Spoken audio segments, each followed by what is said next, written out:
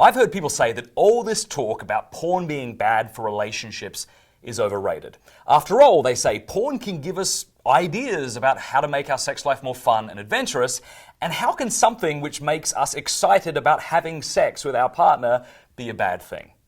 Well, in this short video, I want to challenge the notion that porn is conducive to intimacy and that it offers real sexual satisfaction. Now think about it.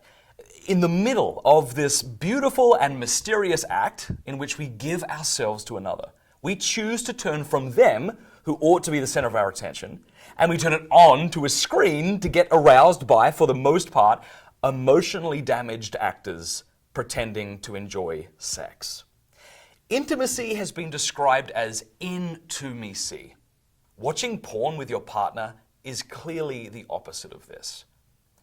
Also, when the brain is exposed to porn again and again, this releases surge after surge of a neurotransmitter called dopamine in our brains.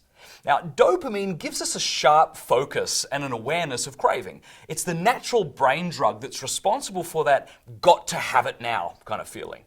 The problem is, viewing porn again and again over a period of time gives the brain an unnatural high. And just like with drugs, eventually the brain fatigues, and you're going to need more of it, this drug, to reach the same level of satisfaction. This is what we mean by desensitization.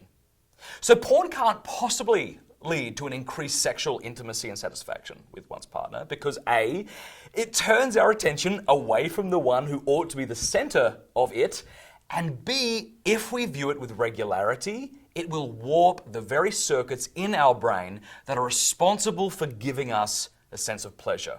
And finally, we should note, there's been many studies that show that the more porn people consume, the more likely they are to find other people, like their spouse or their girlfriend or boyfriend, unattractive. Porn conditions our brain for designer sex, and the problem is, real partners aren't as clickable and customizable as porn is.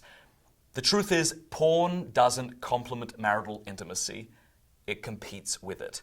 But the good news is this: regardless of where you're at, what you've seen, how addicted you or your partner might be to porn, freedom from this stuff is possible. You don't have to keep going down this dead-end path.